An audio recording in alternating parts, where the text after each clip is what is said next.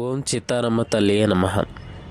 అసలు ఈ చిత్తారమ్మ తల్లి ఎవరు, ఆలయం ఏంటి, దీని వెనుకున్న స్టోరీ గురించి నేను మీకు వీడియోలో చెప్తాను.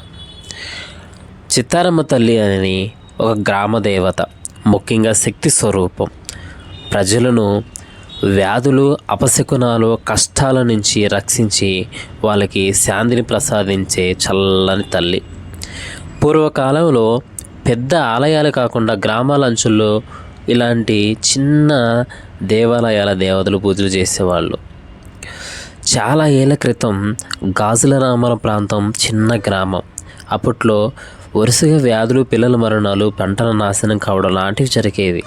అప్పట్లో గ్రామ పెద్దలకు స్వప్నంలో ఒక దేవత దర్శనం ఇచ్చి, నేను ఇక్కడే ఉన్నాను, నాకు పూజలు చేయండి, గ్రామాన్ని కాపాడుకుంటాను. అలా స్వప్నం వచ్చిన చోటే చిత్తారమ్మ తల్లి రూపం వెలుగులో వచ్చిందట. అక్కడే ఒక చిన్న గుడిసెల మొదలై ఆలయంగా మారిందట.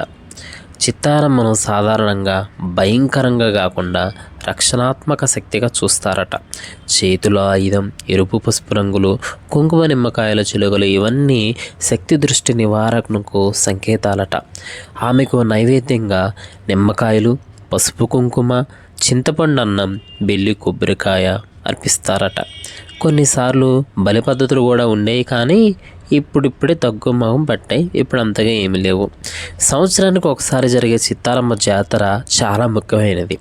ఈ రోజుల్లో ఆమె చాలా శక్తి స్వరూపినిగా దర్శనమిస్తుందట.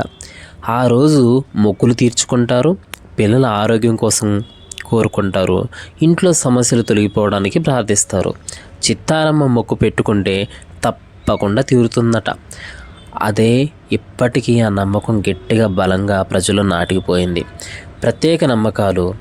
ఆలయం చుట్టూ రాత్రి దీపం ఆర్పకుండా ఉండే రోజులున్నాయట. అన్యాయం చేసిన వాళ్ళకి తల్లి క్షమించే శక్తి ఆమెకు ఉన్నదట.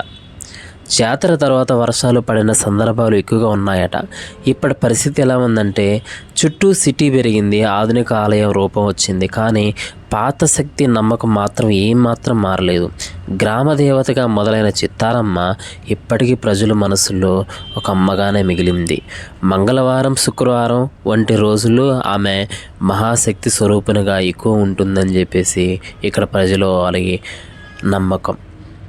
శాంతి, కరుణ లాంటివి దేవాలయంలోకి వచ్చిన వారికి తప్పకుండా ఆమె ఇస్తుందని నమ్మకం.